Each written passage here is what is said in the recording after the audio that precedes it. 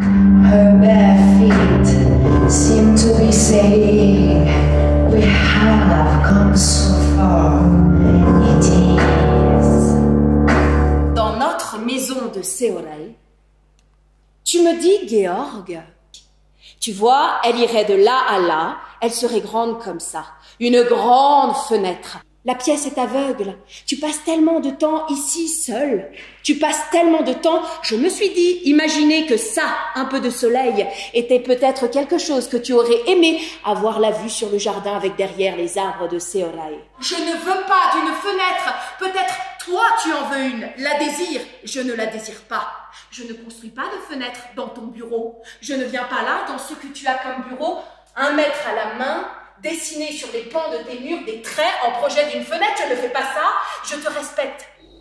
La nuit qui a précédé la venue des maçons, des massues, du bruit du mur que l'on abat sans raison. La nuit qui a précédé ça, Georg, tu es venu te coller contre moi. Il y a 10 ans que c'est toujours le même cinéma, que c'est ce cinéma. Tu me donnes un sexe que je n'aime pas. Tu me donnes des murs que je ne désire pas. Tu m'offres des objets que je ne veux pas. Et je suis encore habillée ce soir-là, quand tu te mets à m'enjamber.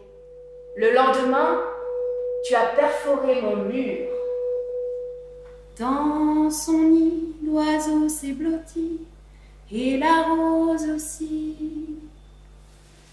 Assise dans ma buanderie, une cigarette a fumé lentement.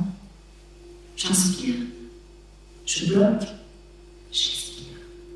Nous sommes voisines, et dire que je passe devant chez vous et que jamais je n'ai osé le moindre instant frapper à votre fenêtre. Elle est jolie, cette fenêtre.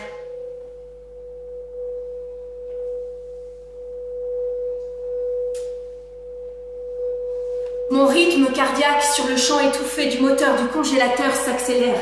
Mes petits princes grimacent affreusement. Maintenant le feu te ronge. Tu t'envoles en fumée avec tes enfants. Pimpon, pimpon. Georg fond sous le coup des flammes qui se propagent. Je m'appelle Leda Birdie. Leda Birdie, ici pour vous accueillir. J'accueille par vocation. Je cultive l'excellence. Lorsque je travaille à l'accueil de l'entreprise Egon Fram, je suis responsable du bien-être du public accueilli. Aussi, est-ce pourquoi je travaille rigoureusement, vigoureusement à être chaleureuse, généreuse et cordiale. Mais un jour, quelque chose vient. Quelqu'un vient et vient tout bouleverser.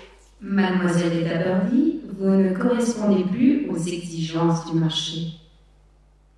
Mais ne le prenez pas mal, hein? Quand le monde devient si petit que ton œil déborde, devient trop gros pour voir l'avenir par le trou du petit orifice. Et tu avais raison, au fond, Egon.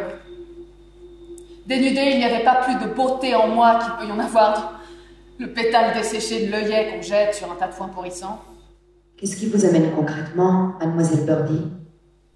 La remise en cause de ma vocation. Je ne suis plus en phase avec les nécessités du marché, je porte du 42. Ce que le monde veut, c'est un corps qui rentre dans du 34. J'ai cessé de manger. La corde de la faim m'a traversé les chairs.